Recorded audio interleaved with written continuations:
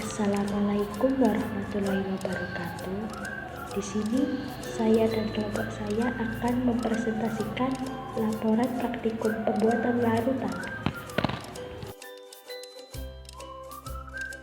Berikut adalah nama kelompok kami. 1. Aziza Indah Hidayat dengan nomor NIM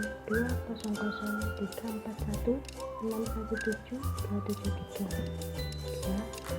Firawati Sukmawati dengan nomor NIM 20034161729. 3. Elsa Dwi Andini dengan nomor NIM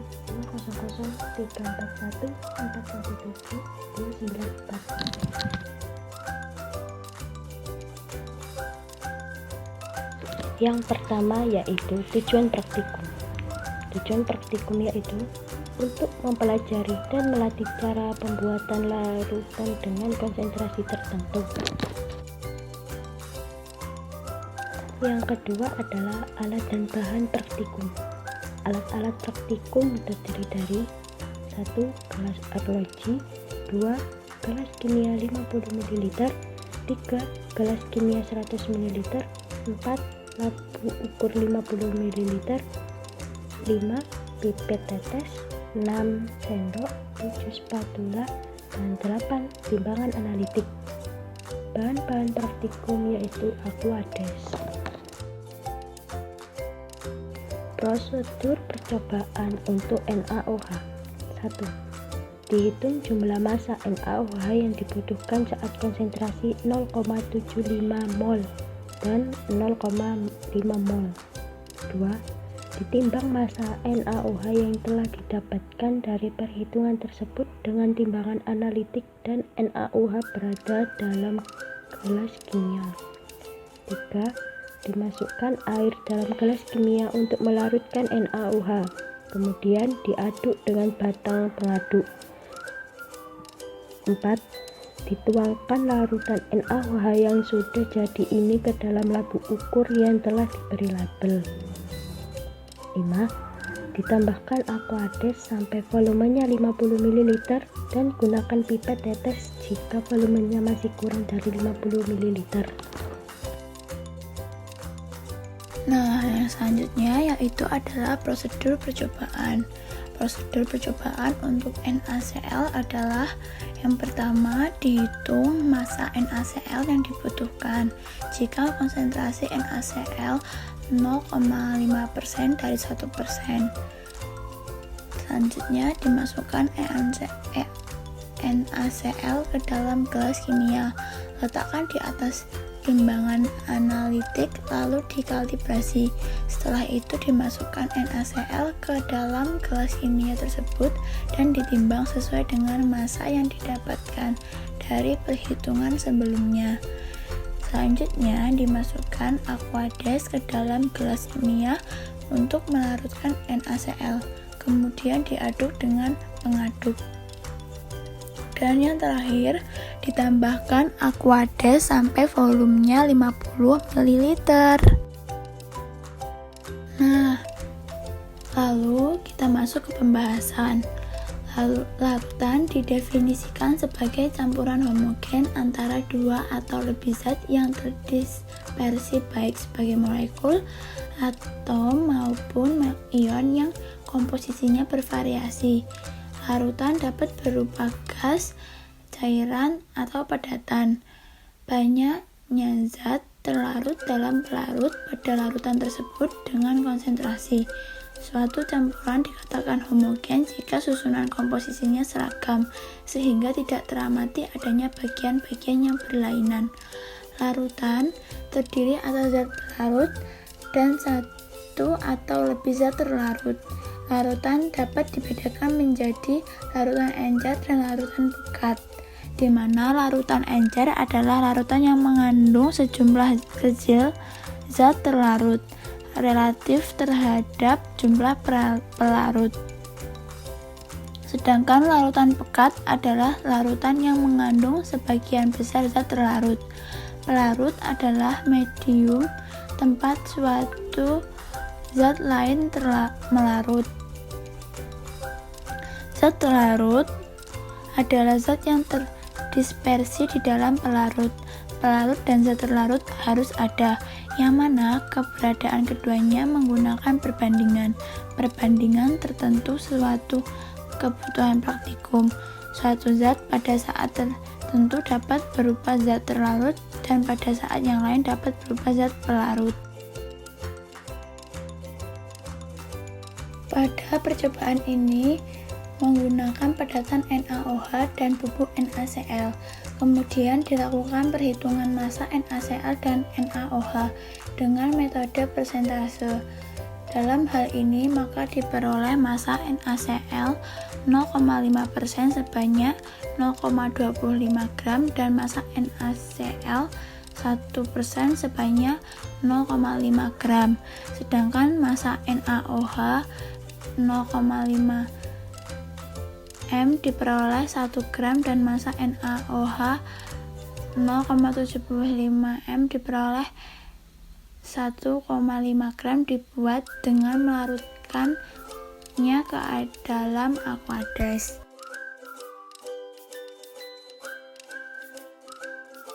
Nah, pada saat pelarutan masing-masing zat tersebut, larutan harus diaduk sampai larut agar larutan dapat terlarut sempurna, membentuk suatu larutan homogen. Berdasarkan kecepatan pelarut, NaCl lebih mudah larut daripada NaOH.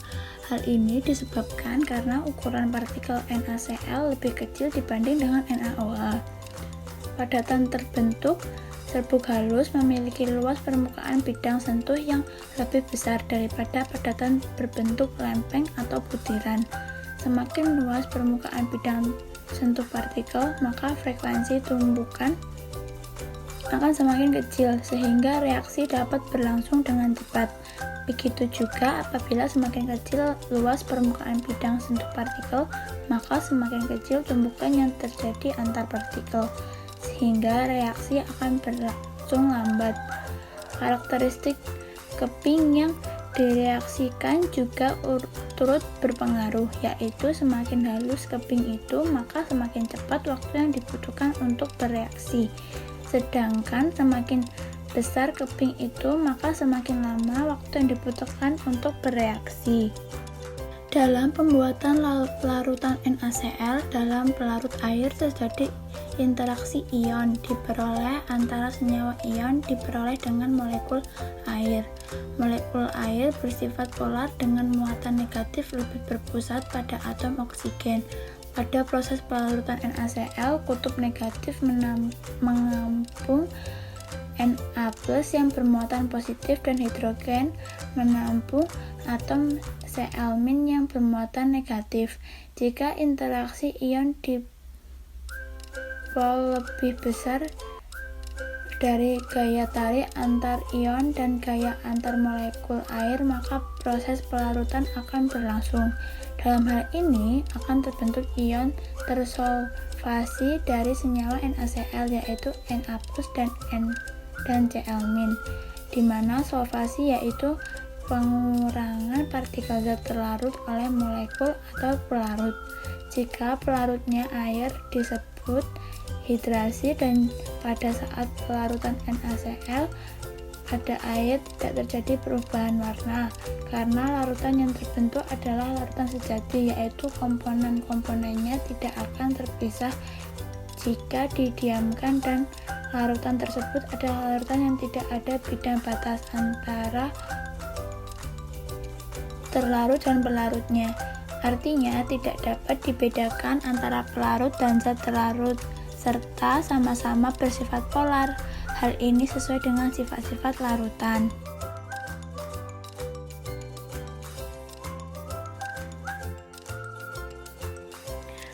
Dalam proses pembuatan larutan NaOH, dengan menambahkan aqueous ke dalam labu ukur terjadi reaksi eksoterm, ialah reaksi yang melepaskan kalor atau menghasilkan energi temperatur dari campuran reaksi akan naik, dan energi potensial dari zat-zat yang bersangkutan akan turun ketika energi kinetiknya naik. Penambahan harga rata-rata kinetik dari molekul-molekul dapat menyebabkan kenaikan temperatur dari campuran reaksi sehingga panas dapat mengalir di sekelilingnya. Semakin banyak NaOH, semakin panas karena terjadi sistem pembebasan energi sehingga entalpi sistem berkurang. Artinya, entalpi produk lebih kecil daripada entalpi reaksi.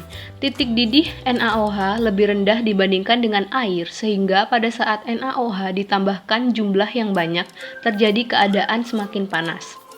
NaOH merupakan basa kuat, di mana atom natrium dalam NaOH menyumbangkan seluruh elektronnya untuk membentuk ion Na+ dan OH-. Karena ikatan XO hampir seluruhnya ionik, gugus OH- mempunyai muatan neutronegatif yang menahan H+ agar tetap terikat pada oksigen dan mencegah pembentukan ion H. Dan juga pada peristiwa Giles kimia terasa panas pada pencampuran air dengan NaOH disebabkan karena saat NaOH dilarutkan dalam air akan terurai menjadi ion-ion yang akan berinteraksi dengan molekul air. Sedangkan akibat interaksi gaya tarik antara molekul air dan ion menyebabkan pelepasan energi, sehingga inilah yang menyebabkan gelas kimia terasa panas. Selanjutnya ada kesimpulan dan saran. Untuk kesimpulan, pembuatan larutan bergantung pada kuantitas larutan atau volume dan konsentrasi dan kuantitas zat terlarut atau massa zat terlarut, serta larutan akan terbentuk jika sifat dan komposisi pelarut dan zat terlarutnya sama atau homogen. Untuk sarannya, sebaiknya dalam percobaan pembuatan larutan dapat menggunakan zat lain agar bisa mendapatkan hasil yang lebih beragam. Untuk prosedur K3 yang harus dilakukan, orang yang tidak berkepentingan dilarang masuk laboratorium untuk mencegah hal yang tidak diinginkan. Jangan melakukan eksperimen sebelum mengetahui informasi mengenai bahaya bahan kimia, alat-alat, dan cara pemakaiannya. Mengenali semua jenis peralatan keselamatan kerja dan letaknya untuk memudahkan pertolongan saat terjadi kecelakaan kerja laboratorium. Harus tahu cara pemakaian alat emergensi seperti pemadam kebakaran, shower, respirator, dan alat keselamatan kerja yang lain. Setiap laboran atau pekerja laboratorium harus tahu memberi pertolongan darurat atau P3K. Latihan keselamatan harus dipraktikkan secara periodik, bukan dihafalkan saja. Dilarang makan minum dan merokok di laboratorium. Hal ini berlaku juga untuk laboran dan kepala laboratorium. Jangan terlalu banyak bicara, berkelakar, dan lelucon lain ketika bekerja di laboratorium. Dan yang terakhir, jauhkan alat-alat yang tak digunakan seperti tas, handphone, dan benda lain dari atas meja kerja. Demikian materi yang dapat kami sampaikan. Kami mohon maaf apabila ada kesalahan kata saat penyampaian materi. Semoga materi ini bermanfaat bagi kita semua. Kami akhiri. Wassalamualaikum warahmatullahi wabarakatuh.